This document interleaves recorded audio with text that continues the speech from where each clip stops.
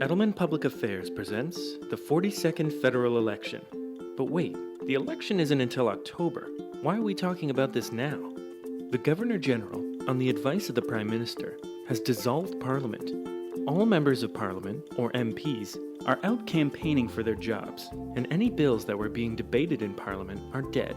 Effectively, it is a clean slate until a new Parliament is formed.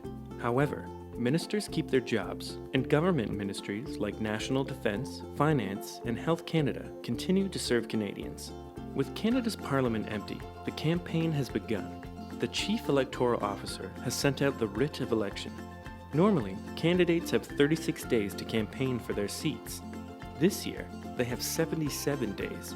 That's a lot of baby kissing, handshaking, photo ops, and burger flipping. On October 19th, Canadians will vote and decide which MPs seeking re-election get to return to their jobs on Parliament Hill. Under Canada's electoral system, the candidate with the most votes wins and is chosen to represent what is called a riding. This system is called the first-past-the-post electoral system.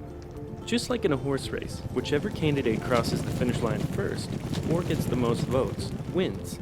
In this election, Canadians will be electing 338 new or returning MPs now that additional ridings have been added, which will form the next Parliament. Contrary to popular belief, Canadians don't elect a Prime Minister. We elect a Parliament from which a government is chosen. What does that mean?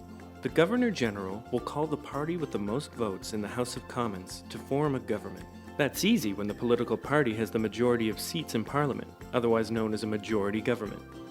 However, if Canadians elect a minority parliament, then the real fun begins. Three things can happen. 1. Party leaders will be wheeling and dealing with each other to try and create a coalition government, meaning two parties, with each being represented in the Prime Minister's cabinet. Or 2. Party leaders will strike an accord, where the party with the most seats forms a government, but is backed by the other party in the House of Commons. Or 3. There is a vote-by-vote scenario. This means that the leading party must gain parliamentary support on a bill-by-bill basis. So to recap, if Stephen Harper, or one of the other party leaders, wins the majority of seats in the House of Commons, it's business as usual. He will select a cabinet, members of cabinet will be sworn in, and Parliament will resume.